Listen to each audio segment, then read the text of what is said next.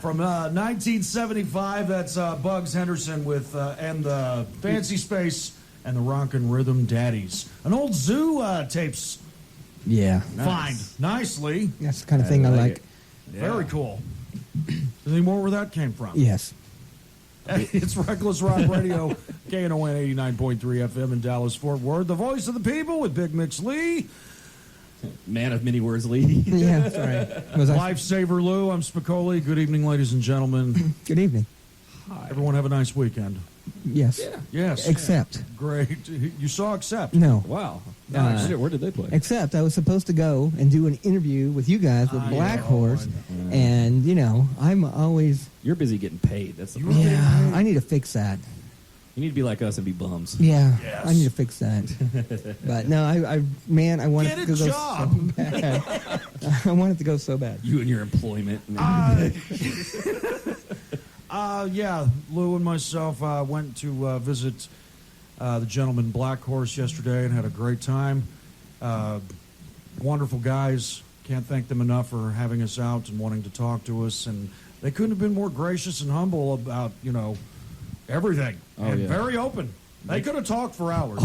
Yeah, they could have easily filled a few shows with content. They need to come in here. Oh, we agree. Absolutely. Yes, definitely. The only thing that really bums me out is that I had a truck full of recording gear. Yes.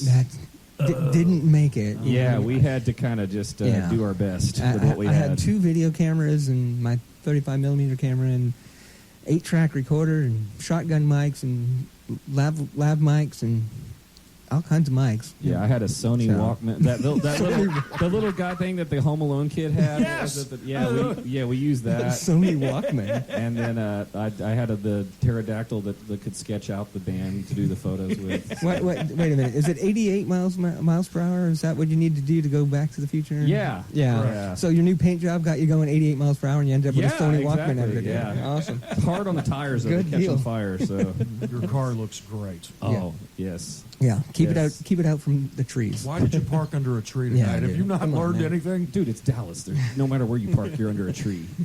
All right. So we do have this whole interview, and I listened to it.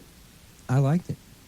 We need to get these guys in here, for real. Yes. And we need new music. Oh, my goodness. Anyway, I don't want to... No spoilers. No spoilers. No spoilers. All right, let me set this up, okay? If you don't know, Blackhorse is a legendary North Texas rock and roll band. Played a lot in the 1970s, did a lot of the old Q102, 98 KZEW events. Got so close to getting signed, not once, not twice, several times. Just the timing was just always off, which you will hear in the interview. They released a spectacular masterpiece monster of a record in '79, a self-titled one. And if it wasn't for the last minute, I'd get nothing done. I found my copy. My official copy finally came in the mail on Saturday. And it's great. And will there be a reissue? Perhaps. We'll get to that. But anyway, it's just we don't feel they're getting their due. We don't want this kind of music to be forgotten. So this is part of our, I don't want to call it preserving history. It has to start with an R. Sure. Or we had it's Sunday. It has to start with an S. Like we had our Sunday Seconds. Sunday Seconds. So this is going to be our... Anyway, we'll think about that. We'll come up with a name for this. Maybe. Sucking up to... No, it's a great interview. Let's get to it because we'll mess this up. This is Lou Morris, myself, and talking to John, Frank, and Donnie from Blackhorse. All right, so we're here with the gentleman in Blackhorse, John, Frank, Donnie. Hello, gentlemen. Nice to see you. Hey, come on, brother. I'd say thanks for coming out, but we're in your house, so thank you for having us. Yeah, I don't know whose house this is. I don't either. Oh, hi, Ronnie. We're actually squatting it. Didn't somebody turn off the electricity? Oh. It's enough. All right, so legendary band. We're here at Reckless Rock Radio. What we like to do is we showcase a lot of the new bands, but we feel a lot of the veteran bands from Dallas-Fort Worth are heavily unappreciated and definitely misrepresented. So thank you for reuniting, for lack of a better term. Believe me, it's our pleasure. Very much. Now, just start right off the bat, how did this reunion come together? Well, or is this a reunion?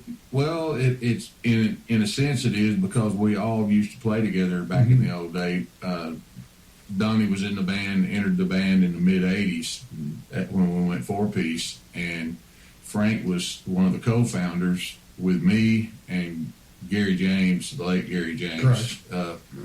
And so basically when Frank left the band and the whole thing went south, and then a lot of years went by, we re-linked up a few years ago. Started jamming. Yeah, we just got in touch with each other on the phone and decided that we wanted to jam together. So we got a place out in the country and started jamming, and decided that we wanted to give it a go, because, he was right at home on guitar. He was right at home on bass. We all knew each other. And Just a natural. it just fit natural. It's like I told Donnie when he came in when we did the first jam. I said, dude, you feel like home, The chemistry is just unbelievable, And you guys go way back even before the band started, right? You were friends? Well, Frank and I were, and Gary James, the late Gary James, our buddy and brother, us three got together in Mineral Wells. Gary just came back from L.A. He's living in Hollywood for a lot of years, playing in a band called The Visions. Mm-hmm. And was that the same Vision with John Michael Soria, or? No, that was later. Oh, okay. Forgive me. no, actually, they Try to act like I know stuff. when he left the band, they were Dalton, James, and Sutton. Okay. And he came back to Mineral Wells and was just in the middle of getting out of music. He had enough of it. And so our guitar player, mine and Frank's, had gotten ill and couldn't play a date that we had, that we were going to play. And so we said, well, we're going to have to find somebody so we don't have to cancel this. Right. And so we went and talked to Gary, and Gary's borrowed his dad's amp and came on out, and the rest is history. It just took off from there. We did that show and Never looked back.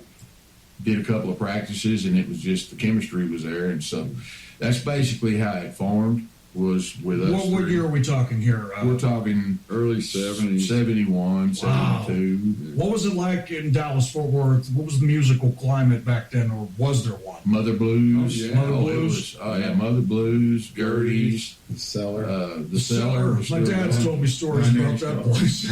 Binary Star was going.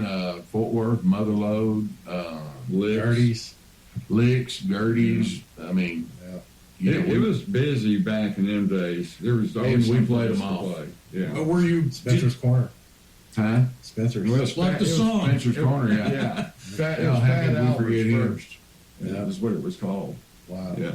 I didn't know that. Yeah. Yeah, it was. And when you played these places, did you get to play your own music, or was this like the strictly the three set a night cover acts? It Or was did you three set a night, but Okay. we always played. Our last set was always original. Your own stuff. Yeah. How did that go over with the patrons? Did they enjoy Well, it? they knew who we were because we've been playing around Yeah. for so long that we, as we were writing them and starting to play them, they got familiar with them, and so I mean, it got accepted well, Right. and so we just kept doing it until we released the album, and then the rest is history. Everybody liked it. So. Yeah. It's a phenomenal album, and since you went there, I'll back on that. This didn't come out till '79. How long were you playing these songs together until you recorded it? We were probably 74 RD? Yeah. 74, somewhere in there. Well, Yeah. we had We started writing the stuff back when before Frank left the band. Fox Hunting and Hell Hotel. And Great songs, absolutely and phenomenal they- songs. Right, and then we finished them, and before we recorded, but we were playing them a long time before we recorded them, Right. and of course that took an investor, and when that came along, then we had the music at the time, so we went in and what was that, Dallasonic, where we recorded the album. Yep. We had to hurry up and get done doing the album because they were tearing the building down. Oh, goodness. They were tearing the building down as soon as we got through, and they had a date for us to get finished. So Now, releasing an album is pretty simple in 2019. How was this released in 1979? You did it yourselves. How did that come about? well, it's always tough getting something in the market, and so what happened with us was we got airplay pretty much.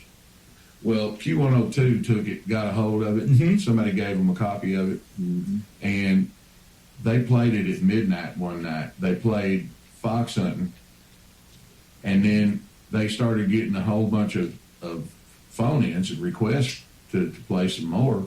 And their phones blew up so bad that they ended up playing the whole album between when the one disc jockey left and the next one came on. Nice. Yeah. So the disc jockey that was leaving put the album on and left it playing. The one coming in didn't take it off and come on back home until it was finished. And that took off like a firestorm. The phone started blowing up.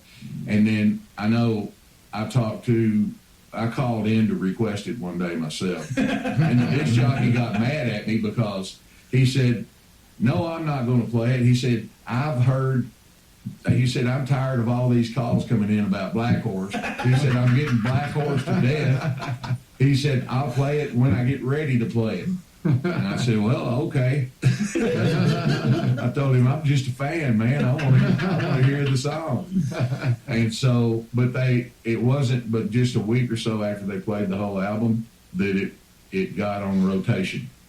Oh, excellent. And then once it got on rotation, a week or so later, it went to heavy rotation.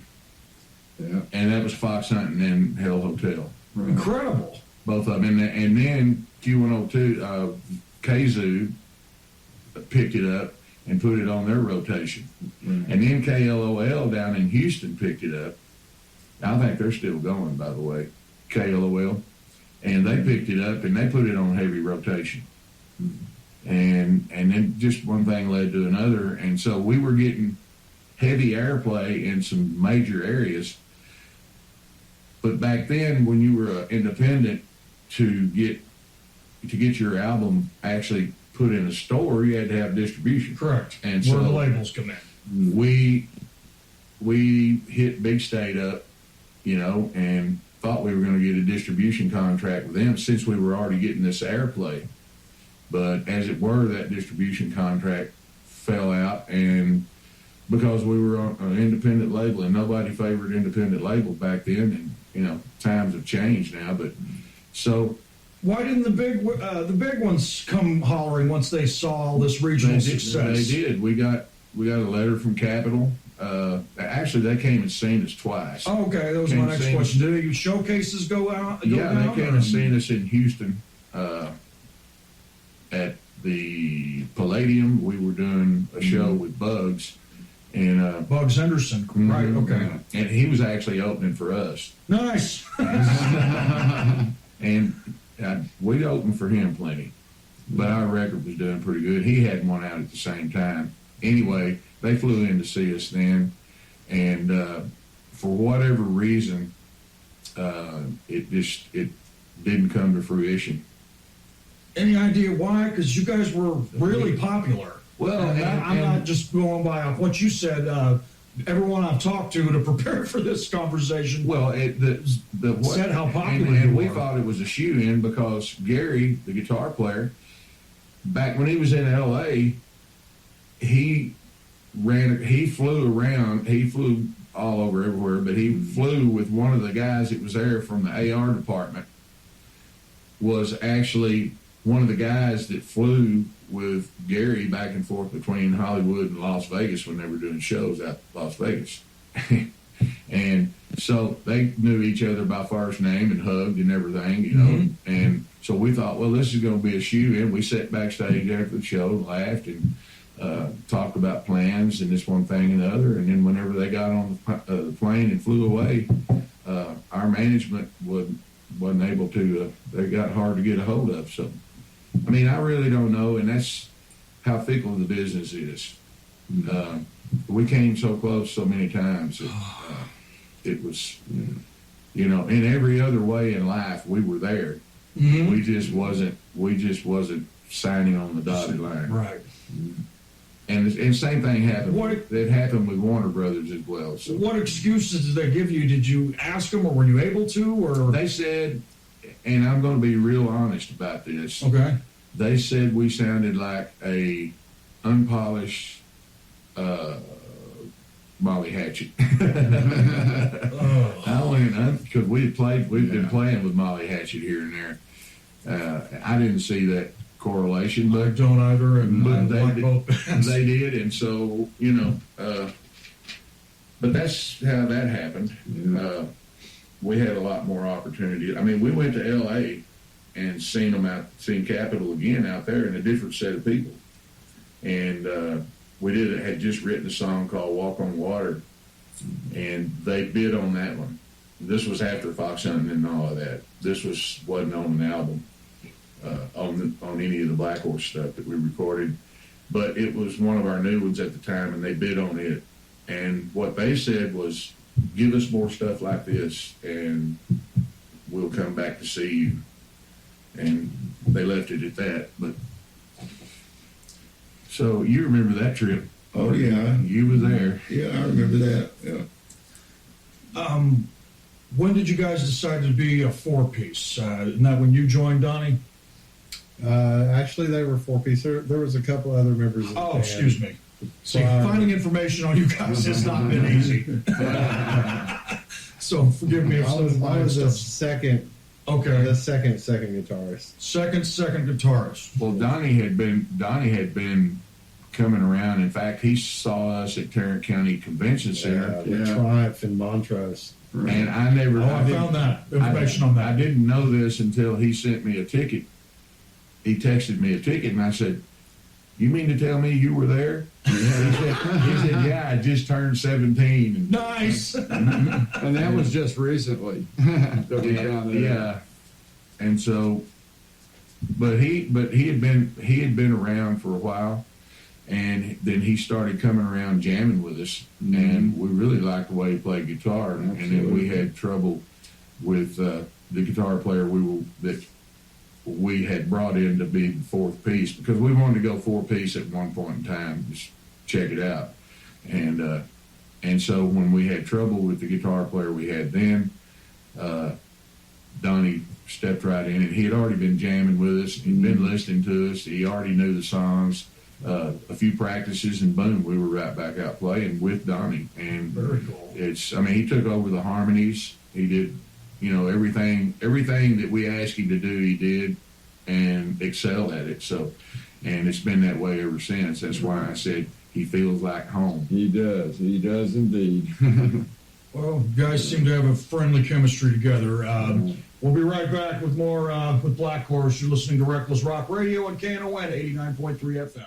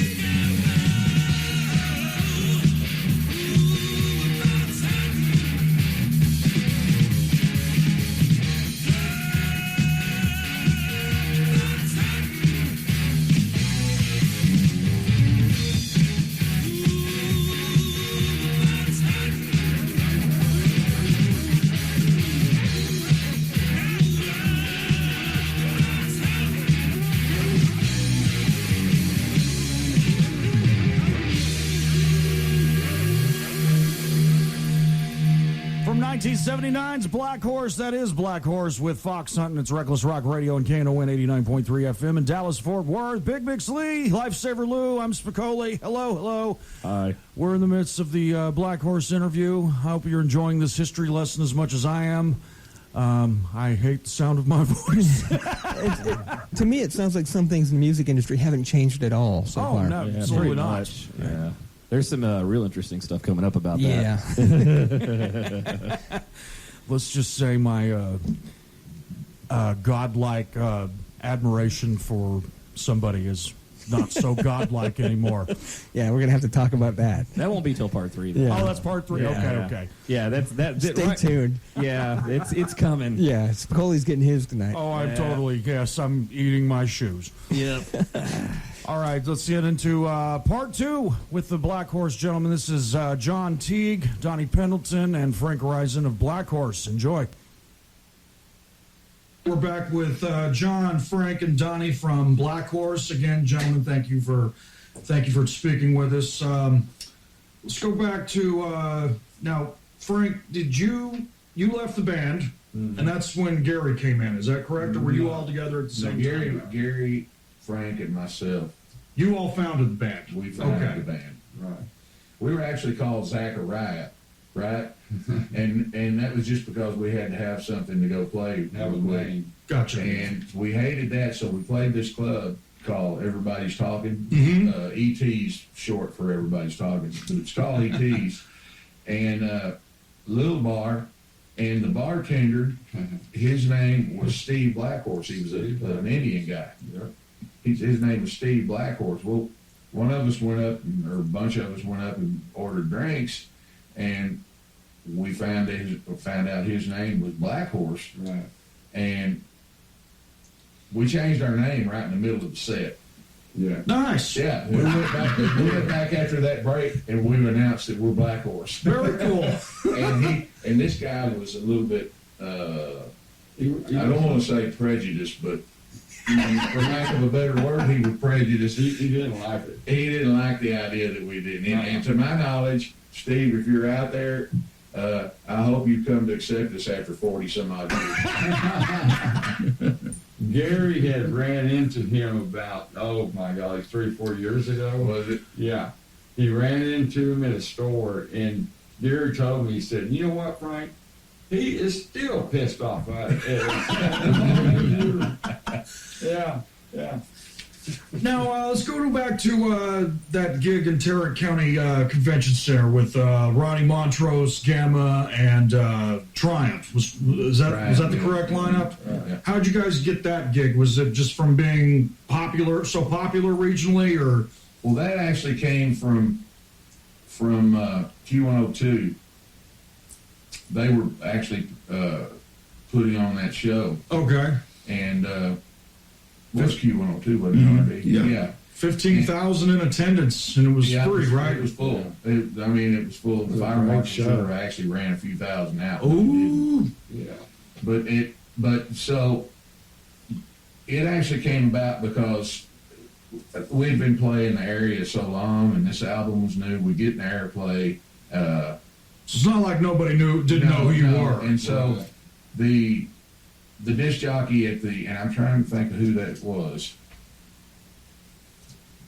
I From can't remember. Q102? For Q102 at the time. Anyway, he put us on the show, and then he gave us a letter that he wrote Columbia Records Okay. on Q102 letterhead that said it was to Peter Philbin with Columbia in the A&R department, and saying it was talking about a conversation they had when they were flying somewhere together, and about Peter was telling the DJ, if you find any bands that you think I ought to look at, let me know. And he reminded him of that conversation and said in the letter, well, I have found one and that I think is worth you coming to look at. Of course, he's in L.A. And so he said, I've put him on a free show that I'm doing with Ronnie Montrose and Triumph at Tarrant County Convention Center, such and such date, blah, blah, blah. And he said, I really think you should come to see these guys. And I've still got the letters, matter. Nice. Yeah. So anyways, that came about because of just of us just beating the streets and pounding our guitars and going and, you know, kicking ass in these clubs and get, you know, the fans were everything, man. Right. I mean, the fans, when they opened the doors of that place, I was still up on stage doing a drum check, and they opened all them doors at the end down there, and it looked like a bunch of cattle coming through. Nice. You know, it was like, and then all of a sudden, the place was full. Didn't he get a chance to do the sound check? No, we didn't even get to do the Oh, just have to go in there and throw it into the wolves, huh? I mean, Big Ronnie barely made it up to the final spot. Yeah. Now, the next He was our engineer on that show, too, by the way. The next year, you did Zoo World at the Dallas Convention Center. Who else played that show? Were you on first, or? Bugs played the first show we did, I think. Didn't he? I think so, yeah. I think he Is did that 1980? in 80. I believe that was Bugs. 1981, I don't remember because we headlined it. That's That was right. the year that we had the 17-foot Blackhorse album backdrop. Oh, very 17 by 14. Yeah. Looked just like that hanging up behind us. It was all That was before projection screen. You had to get one of the. Painted with day glow paint, so we had a huge line of black lights back yeah, there. we had to put up a bunch of black lights to shine up on it because it was all fluorescent. But boy, I mean, once it lit up, we had it covered with a black sheet. Whenever we started, the black sheet came down, the lights came on, and it was fluorescent, big, gigantic horse up there. It was really nice. There's a couple of clips that you can see this on YouTube. I've seen Spencer's Corner in that one of them, and I forgot what the other one is. Forgive me, I don't have it in front of me. Yeah, it's on the zoo tapes are actually online On YouTube, yeah. on YouTube. There's three of them. YouTube, just look up KZW Zoo Zoo Tapes. World. Zoo World. Zoo World, it'll show pop Yeah. right up. Zoo World 1980. Yeah. You guys realize you have fans all over the world. You do know that, right? Well, yeah, because every time we turn around, there's somebody overseas telling us that they bought our album somewhere. That's what I was going to say. And bootleg. Kerrang! Magazine in the United Kingdom has you guys record as in one of their articles as one of the best records you cannot find. Damn. We get that a lot from Belgium and I mean all kinds of places. And if it wasn't for the last minute, I'd get nothing done. My copy of your album, finally, I've had several burned copies over the last few years, but I've never had an official one. Okay, because I was broke, but I had to have it for today. So We've all been there. Normally, I would have gave you one. I appreciate it. It's all good. Money well worth spent because it's a phenomenal record. Any possible way you're going to re-release it? On a CD again, or on another redistribution of the vinyl? We've actually talked about putting together another one and re-releasing this one with it Okay. to kind of help each other out. But New songs as well, or just like old stuff you had laying around over the years? A mixture, because there's a lot of songs that didn't get recorded or that got recorded that didn't make the album. Right. And so there's a lot of material laying around. I just and then got aroused. all of these guys and us as a band right now have a load of material laying around too. So, Right. material is not the problem. It's actually getting into the studio because we're broke. Yeah. But we think we know people who help out. But Wink, wink. We are definitely do plan on doing some recording. Excellent. So this is not just going to be another one-off show coming up next Friday. No, this is not a reunion show. This is, it is a reunion of all of us brothers that we've known each other for 30 plus years, and mine and Frank's and Ronnie's case since high school. But we honestly want to go out and promote ourselves and do some recording, and It's another chapter of the band. it really is. And if our take on it is if nothing comes out of it, then by God, we're going to have some fun going out. Excellent. You know what I'm saying? It's made full circle. It's heck yeah. Oh, excuse me. All right, a couple of listener questions. Who is going to be singing Gary's part since he's not here anymore? Rest in peace, by the way. Well, Did I get that right? Yeah, who's going to be? We're going to be splitting it up. we have split it up pretty much. Donnie sings "Mama Gonna Love You Tonight," and Frank sings "Lucille." I sing "Hell Hotel." We got it covered. Excellent. And I know that Gary he want it that way. He'd be cool with this, so Yeah, but I mean, you know, if it were me, I wouldn't want my material laying dormant when somebody could be spreading it out, you know, and because he worked all his life to do this stuff, so why let it lay? You know, that's the way we look at it. next question from a listener was the Hell Hotel. What inspired that song? From looking at the lyrics, it sounds like it was quite the eventful evening. Well, I think Hell Hotel is one of those that's really a good one to be up to interpretation. But if you want the real skinny on it, Please. Hell Hotel, Gary used to live in a townhouse, a small one, had a garage, and at the end of the garage it had a little tool room, you know, like, you know, you get out of your car and go over here and there's a little tool room.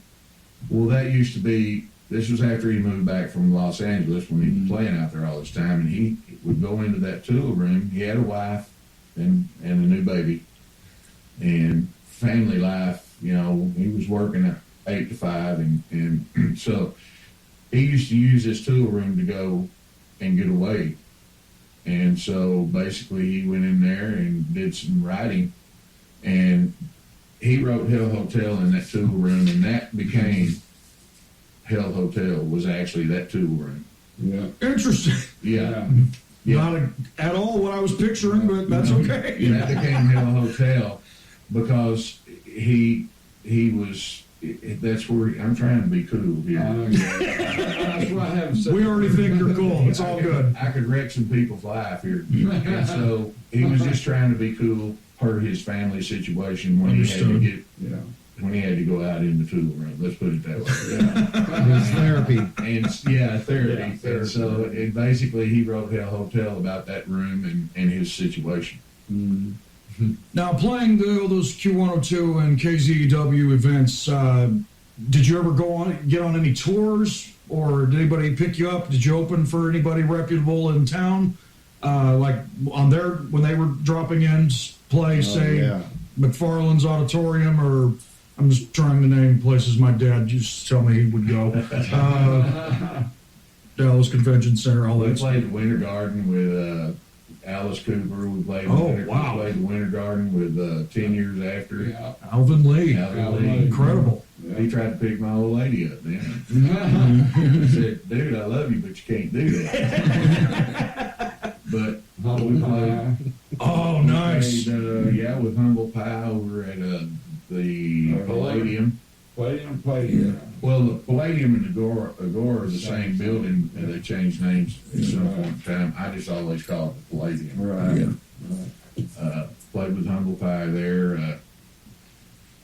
We were standing on the edge of the stage. Steve Marriott was Nice. he was singing right here. We were off over here behind the curtain, and this guy can hawk a loogie further than anybody else. Oh, that's disgusting, but awesome. I mean, we were 30 foot off the side of the stage, and he was hitting right at the edge of our feet. We kept having to back up, and he had us backed all the way against the wall over there.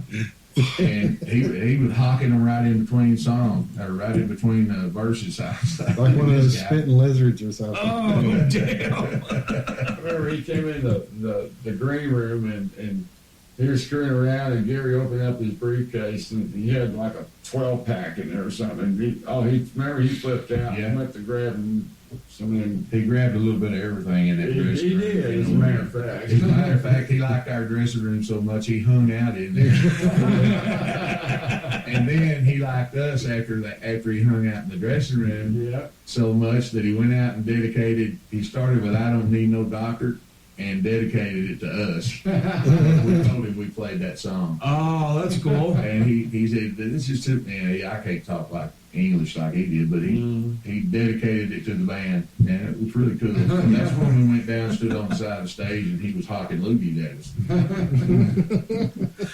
We'll be right back with more with Blackhorse. You're listening to Reckless Rock Radio on KNON 89.3 FM.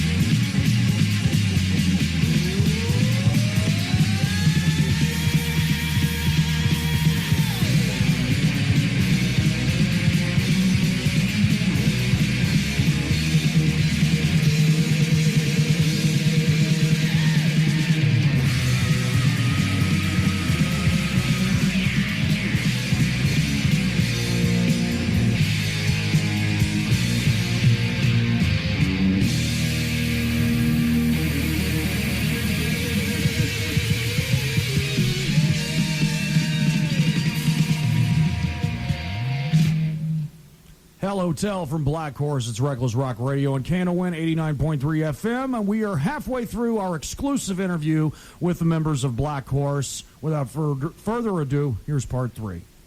Now, before the break, we mentioned some bands you guys used to play with, Humble Pie 10 years after, and then the name Van Halen was thrown around. Would you like to touch on that? You almost had the Women and Children first tour? Yeah, well, it was in 1980, and I was telling him on break. I was telling him on break that we got a notice from or a phone call from Paragon Agency in New York, and they had put us on a tour with Van Halen, 13 city tour, and it started up in Washington State with what turned out to be the infamous M&M show. Oh, the Brown M&M show. Where they wrecked everything in life, got barred from the town. Anyway, we would have been there, and I say would have been there. We were booked on the show until David Lee Roth. This rocked on we were actually booked on the show for about.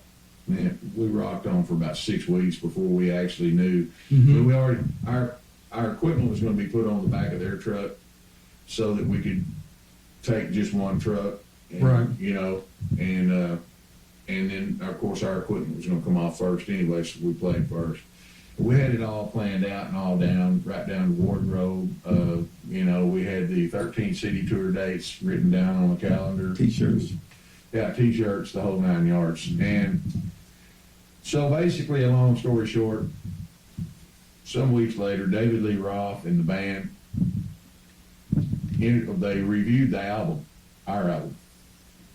And David Lee Roth didn't want another high-intensity three-piece band on the show.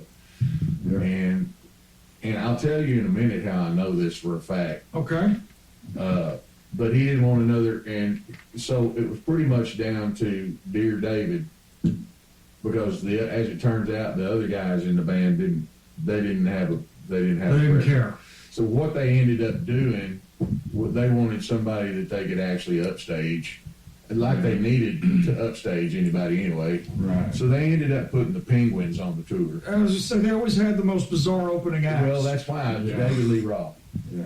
And the reason I know this for a fact is because Paul Middleton, bass player on the album, when he left the band, he went out on the road with Bonnie Raitt for 30 plus years. Oh, okay. So that was my answers. One question I had. Whatever happened to him? Well, that. He got another job. He was with Julio Iglesias for a while too, but he was out mainly with Bonnie for all those years, and so Bonnie has a lot of fans. And, sure. And Van Halen was really liked Bonnie a lot. And so at one of the shows that they were doing, Eddie Van Halen and Michael Anthony, the bass player, came to see Bonnie. Well, they came backstage and they were all back there, and Paul got them aside and said, "Say, do you remember a band back in 1980 called Blackhorse?" And they remembered. Yeah. And he asked him about it. He said, "Why was it that they ended up not on the tour?" And they knew all about it, and they told the same story I just told you, that David Lee Roth reviewed it and decided that they didn't need to be another high intensity three-piece band on the show. Yeah. I mean, it's not like anybody was going to upstage them, including us, because they had hit records. I mean, and then a monster guitar player, and their whole act was killer. But I thought he was being a little paranoid by doing that, because I thought it would have been a really good show. Oh, absolutely. I agree wholeheartedly. Yeah. But that's why it didn't come to fruition. But it was a close call, and we were on cloud nine. Now, there's no doubt in our mind, but what if we would have done that show, we'd have been on Warner Brothers right after that. Oh, damn it, Dave. Yeah. That's what I don't know that I can defend him any longer like I've been doing all my life.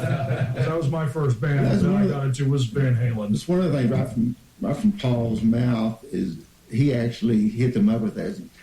Y'all need to understand, a lot of people don't understand nowadays, it's just the smallest decision like that can just have such a tripling effect. Yes. On bands, on the families, members of bands, the whole life of band members. So take these decisions. It sent things in a different direction, but I mean, we were still knocking at it, and the album was still being played, and we still, so we didn't get our dauber in the dirt. We just turned our tail and ran the other way, and kept on going. But it is a testament to where we could have been. Yeah. What if, man? Yeah. I'm not going to listen to skyscraper, eat 'em and smile, and women and children first the same anymore. But that's all right. That's all right. Quite frankly, How about no? quite frankly, I like them and always have. Yeah. Now, when you guys were playing locally, was there any camaraderie with the other bands? Did you get along with them? Yeah. Tight friends? Yeah, Was it we all were a big friends with family? Rocky Athos, Right. Lightning, all those guys Right. we talked about earlier. All the Point Blank bunch. Point Blank were real tight friends. Right? Yeah, we were Love them. They're we were incredible. Yeah. good buds with Point Blank since conception. Oh, Back we okay. were playing when they got together. Me, Frank, and Gary were playing Fat Albert's, which was Right. later Spencer's Corner Right. over by TCU, and Point Blank came in with the same guy that was trying to manage us was trying to manage them at the time. This was before they got with Bill Ham. Right. When they were just getting together, and they came in, and we had a full house. Well, our manager guy was bringing them in to sit in with us and get them some exposure Right. before a club that they could possibly play at. Well, he brought them in, and they went up and sat in on our stuff. We'd never seen them before. And I'm telling you, they burned the house down. Oh, Yeah. They did. tremendous. They started with some Almond Brothers. Ain't no way out. And I mean, Nice. John O'Daniels just melted people's faces. Yeah. And then the two guitar players, Kim and Rusty, did their harmony guitar parts and stuff. And I mean, me and Frank looked at each other and went, "Hey, do you want to go back to work?" So we had to go up and play. But yeah, Point Blank was friends of ours forever, and Yeah. we toured with them a bunch. We played. You guys went on actual tours. Yeah. And Well, when they came in, they were out on the road with Journey for a year or so, I guess, or better part of a year. Right. When they came in from Journey, in between some of Journey's stints, they did 2,000 and 3,000 seat halls that they headlined when they did, like Kane's Ballroom in Tulsa. And then they would ask us if we wanted to play. And of course, they knew we were gonna fill the ticket and bring some people, and so we played a lot with them, a lot. Even rode on their tour bus. Nice. That was fun. Because they was cooking up shrimp scampi along the way. how long did you guys keep it together during the first tenure before you decided to hang it up for a while? And why did you, considering how popular you were? Gosh. I think it changed to the cause. Right. We never really hung it up. Yeah. We just morphed into a different kind of a band. What was the cause like? Somebody gave me First that. when we went 4-piece, we had Donnie. Okay. And Donnie was part of the nucleus of the cause, and myself and Gary James. Basically, what it was we took 4 guys we had, added a keyboard player, went and wrote an album, called it The Cause, and it was a for lack of a better word, it was a Journey kind of band, because we were So it was, we were 5 instead of people. Southern rock, Southern hard 80s. rock, it was Yeah, kind of 80s. morphed into AOR. Yeah. Okay. It was like Kind of like Point Blank's stuff after their 3rd, 4th album. Yeah. I stayed together for several years. Middle We age. were getting ready to go on tour, and the keyboard player quit, and the tour was already booked, and we had to cancel it, and it burned a bunch of bridges.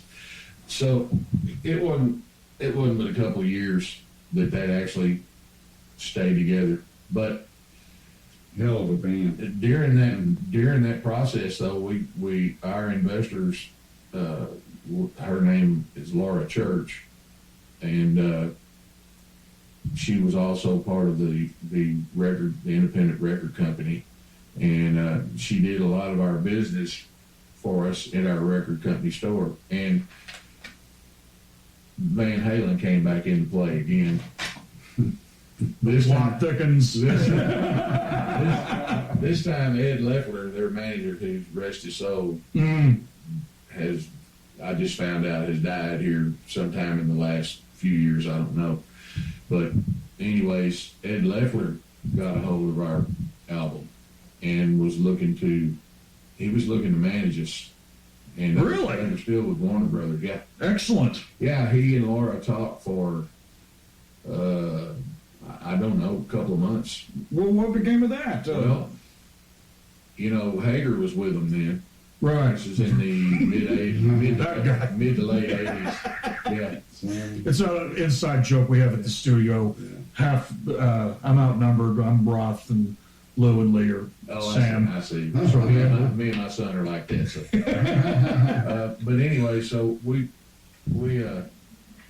it rocked on, and he got busy and wrote us a letter. He was real cordial about it. He said, "Look, you know, Van Halen was fixing to release another album, and it rocked along. Our business with him rocked along until that came up on him, and he had to bow out because he was getting busy with their release. So had it been a little bit, the timing on it was kind of weird. Had it been a little bit earlier, maybe we would have been with him during that release or during their tour. And maybe we could have went on tour with them, maybe, you know. But I mean, there again, timing and damn. So, but we crossed paths with them a couple times. I've always thought that was kind of strange, you know, because it's almost like it should have happened, but it didn't. You're on their radar, though. Yeah, exactly. We were. Yeah. We'll be right back with more with Blackhorse. You're listening to Reckless Rock Radio on KNON 89.3 FM. You're listening to KNON 89.3 FM in Dallas and Fort Worth, the voice of the people. That is Point Blank with Thunder and Lightning. It's Reckless Rock Radio on KNON 89.3 FM in Dallas, Fort Worth, the voice of the people. Big Mix Lee. Hi. Lifesaver Lou. Hey, I'm Spicoli. Hi. Hi, Spicoli. Hello. So, Yes. we just heard, Here it comes. Yeah. we just heard segment 3 of our 4-part Blackhorse interview here, and they brought up something that I think we need to discuss. Yeah, it Now, needs to be addressed. I'm going to try and do this quick because I want to get this fourth thing going, but fourth part going. But in there, he mentioned that they had a 13-date tour in the books, ready to roll. Everything was laid out. They had shirts made. They had the calendar all set up. They had it arranged for their gear to ride in the back of the truck with Van Halen on the Women and Children First tour. Yeah, ready to go. This is Blackhorse we're talking about. Yeah. Blackhorse, Yeah, absolutely. on the Women and Children First 1980. I believe. 1980. Yeah, with Van Halen. Van Halen. Great Yeah. opportunity for Great a opportunity band for It's an a that's up-and-coming wonderful band, yeah. opportunity and excellent band. would have probably Apparently- changed the course of history. And their apparently, history. your choice of a frontman. frontmen between Mr. Sammy Hagar and Mr. David Lee Roth listened to their record and said no, and it was already a done deal. So, based on this new current information, Yes. this breaking news, which is a great story. I hope these guys write a book. I do too. So, Mr. David Lee Roth listened to the Blackhorse album Right. after this whole tour was organized and ready to roll. And, Dare I say he felt threatened? yeah, and he says, "Now we can't have that band open for us. Yes. Um, We'd rather have Penguin. We would rather have the Penguins." So, Yeah. Sammy or Dave?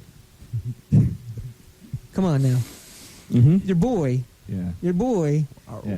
he stopped. He oppressed Blackhorse. Yes. Blackhorse, I don't know what to say. Everything I say is wrong.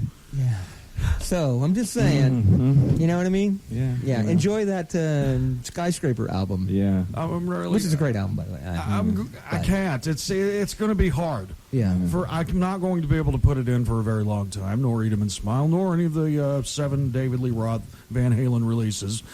However, that does not mean I'm going I to. mean, in 1980, I know nobody was going to Halen- upstage Van Van Halen, and Dave Halen? should have known that. oh my Yeah. goodness. I'm not. I can't defend Dave on this. I'll be honest. I cannot do it. Yeah. 'cause It's just mind-boggling because we've reached out to Dave, and he hasn't. He hasn't asked for comment. commented. Yeah, he hasn't reached out, but he hasn't contacted us back yet. But Van Halen was never known for its wonderful opening acts. I mean, the last time I saw them, they had Kool and the Gang opening. Well, I think we know why now. Yes. they're scared. Well, Dave was scared. Yeah. Dave was Eddie scared. didn't. I just... In 1980, David Lee Roth was a rock god, if not the rock god. They were on top of the world. Exactly. And this is barely when MTV's starting. Right. So I'm trying to get into Dave's psyche here. Like, why would he care? Why? What poster would be really much cooler? Van Halen and Blackhorse, or Van Halen and the Penguins? Yeah. Van Halen and Blackhorse. Absolutely. No question. 13 dates, dude. And Dave said, I don't want an energetic three-piece band that probably is more energetic than we are. That's the He thing. was scared. I know, and that's just so... Yeah. Yeah, more energetic than Dave when he was doing all the substances. All the substances, not just some, all of them, and all the sugar. So talk about life-changing. How long is a record? 40 minutes? Back then, 79, 80, 30 minutes. 30 minutes. A Van Halen record was all the first six, or I don't think any of them go past 32. Blackhorse had their whole life change Just basically by that. in the course of 30 minutes of Dave going, That's assuming he listened to the whole album. Right. That's true, too, because Fox Hunting's the first song, right? Yeah. Yeah, probably all it took. So 3 minutes. Yep. 3 He's minutes. probably like, whoa. Yeah, No, it's I don't a know great about that. album. If you can find it, you got to do it. And man, I am so stoked that I heard in there they're looking to do new material New and music. re-release Yes. the old stuff. Exactly. Excellent. Yes, this is going to be So- great. I can't wait for this next chapter of the band. Right. That's what we're going to discuss here in part 4. And, it's probably best if I just don't listen to any more Van Halen for the rest of the year. For the Probably rest not of the until year. spring. That's I was Ask going to me. say rest of the year. Wow. Wow, big deal. Woo, woo, woo. See how much he there. loves you, Blackhorse? He's not going to listen to Van Halen for the rest of the year. If it's any consolation, Woo. at this time of year, I don't listen to Van Halen at all because it's... I listen to their Christmas album. It's the best one. All right, here we go. Part 4 with Blackhorse. This is Frank, John, and Donnie, and their roadie, Ronnie. And this is where we get into the part about their future, and I want to go bury myself in a hole With his Van Halen CD. with my Van Halen CD. Yeah. Thanks, man. All right, now you guys have done some one-offs here and there the last decade or so. Is this incarnation of the band, this is going to stick? So this isn't just a one-night only thing. It goes up from here, right? Yeah.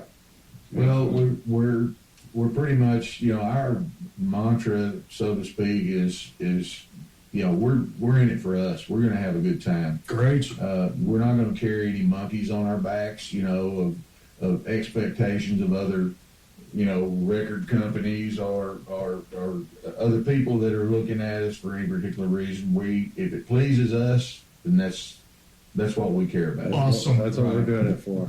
Right. We have fun doing it. That's playing right. it. And anything that comes along with that, and we expect there probably will be some things, but we're not going to go try to conquer the world. We're just going to play and have a good time and see what comes of it. So what can fans expect musically this time around? Going to go back to the more southern hard rock, or I say pretty much. I say pretty much an extension of what we are. right? Excellent. We're not. We like that vein.